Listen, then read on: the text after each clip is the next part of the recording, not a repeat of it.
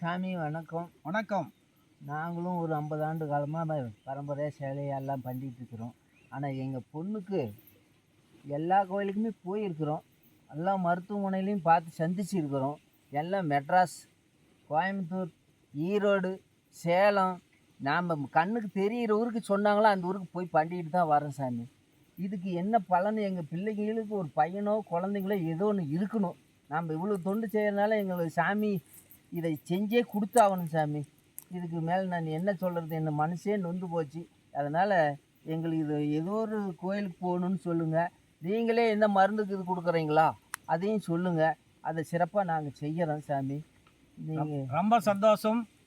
வற்றாத பொய்கை வடநாடு கண்டோம், மலை மேல் இருந்த குமராம் உற்றார் எமக்கு ஒரு பேரும் இல்லை, உமையால் தனக்கு மகனே முத்தாடை தந்து வடியோனையாலும் முருகேஸ்வரந்தாம் மணந்து வித்தாரமாக மயில் மீதிலேறி வரவேணும் எந்த நருகே. வெற்றிவேல் முருகனுக்கு அரகரோகராம்.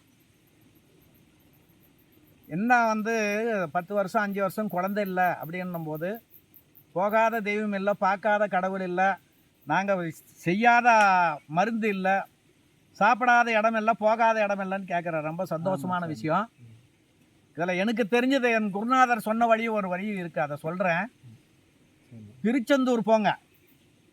திருச்செந்தூர் போயிட்டு கடலில் குளிங்க. கடலில் குளிச்சுட்டு ஆழிகிணத்துல குளிச்சுட்டு மூவர் சமாதின்னு இருக்குது அங்கே பக்கமே.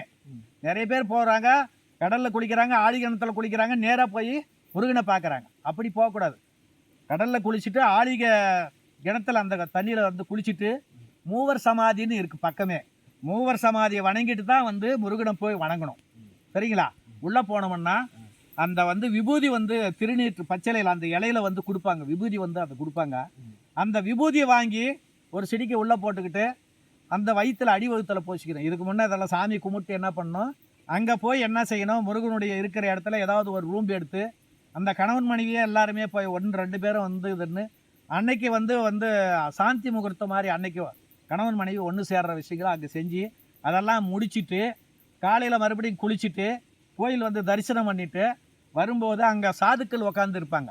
அந்த உட்காந்து இருக்கிற சாதுக்களுக்கு ஒரு 5 பேருக்கோ 10 பேருக்கோ உங்களால் முடிஞ்ச உதவிதுன்னு 10 வேஷ்டியோ இல்லை 5 வேட்டியோ எடுத்துக்காங்க. 5 பேருக்கு கொடுத்தாலும் சரி, 10 பேருக்கு கொடுத்தாலும் சரி, அது உன்னை சார்ந்தது. அதில் 1 கிலோ லட்டு வாங்கிக்கோங்க. அந்த வேட்டி கொடுக்கும்போது அந்த வேட்டியில் 100-50 உங்களால் முடிஞ்சதை 5 சாதுக்களுக்கு பண்ணுங்க. பண்ணிவிட்டு ஒவ்வொரு ஸ்வீட்டும் ஒன்று வச்சு கொடுத்துட்டு அவங்ககிட்ட ஒரு ஆசீர்வாதம் வாங்கிட்டு அங்கே ஒரு முருகர் படம் ஒன்று தனிமையில் இருக்கிற முருகர் வள்ளி தெய்வானம் எல்லாமே தனியாக முருகர் படம் இருக்கும். அந்த முருகர் படத்தை கொண்டாந்து வீட்டில் கொண்டாந்து வைக்கிறோம். வீட்டில் கொண்டாந்து சஷ்டி தோறும் ஒவ்வொரு சஷ்டிலையும் நாம் விரதம் இருந்து அந்த முருகனுக்கு உண்டான பூஜை ஒரு நேரம் இருந்து அந்த முருகனுக்கு உண்டான பூஜை செஞ்சு அந்த வழிபாடு செஞ்சுன்னு வந்தோம்னா அந்த முருகனே தோன்றுவான் வயிற்றுல அப்படின்னு சொல்லி அருணகிரிநாதர் பாராரு.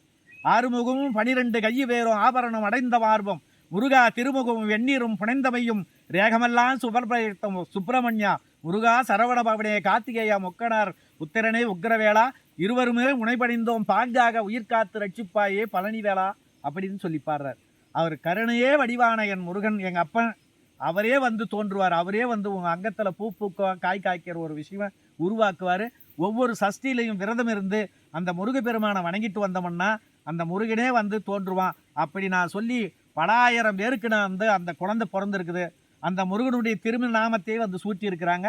உன்னுடைய குழந்தைக்கு அதே போல் ஒரு அங்கத்தில் பூ பூத்து காய் காய்க்கிட்டோம், அந்த முருகனுடைய அருள் சிறப்பாக கிடைக்கிட்டுன்னு சொல்லி பல்லாண்டு வாழ்க ஆள்போல் தலைதலைத்து அருகது போல் வேரோடி முங்கில் போல் சுற்றமும் உசியாது பல்லாண்டு வாழ்கன்னு அந்த முருகப்பெருமானை வணங்கி விடைபெறுகிறேன். நன்றி, வணக்கம்.